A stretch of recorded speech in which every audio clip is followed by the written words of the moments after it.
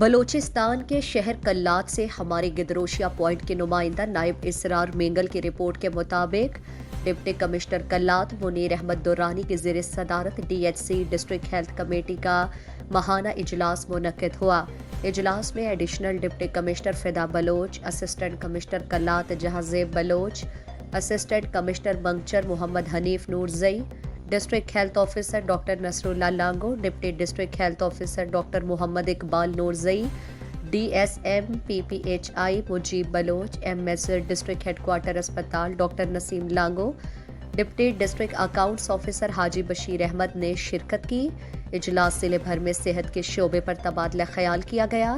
اجلاس کے شرکاء نے سول اسپتال کلات، بی ایچ یوز اور دیگر مراکز صحت میں ڈاکٹرز اور دیگر سٹاف کی غیر حاضریوں، ادویات کی فراہمی، ایمبولینسز کی مرمت اور دیگر مسائل پر ڈپٹی کمشنر کو تفصیلی بریفنگ دی۔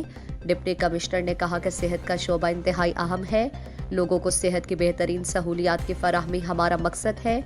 غیر حاضر ڈاکٹرز اور دیگر سٹاف کے خلاف محکمانہ کارروائی کر کے ان کی تنخواہوں سے کٹوتی کی جا رہی ہے۔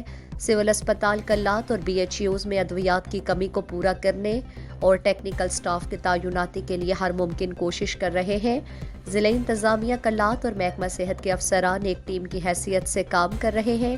اے ڈی سی کلات اور اے سی صاحبان اسپتالوں کا دورہ کر کے سٹاف کی حاضریاں اور دیگر سہولیات کا جائزہ لیتے رہیں گے۔ مزید دلچسپ معلومات اور خبروں سے آگاہ ہونے کے لیے Gedrosia point Facebook page, Instagram, Twitter کو فالو اور یوٹیوب چینل کو سبسکرائب کریں۔ بیل آئیکن بٹن دبانا نہ بھولیں۔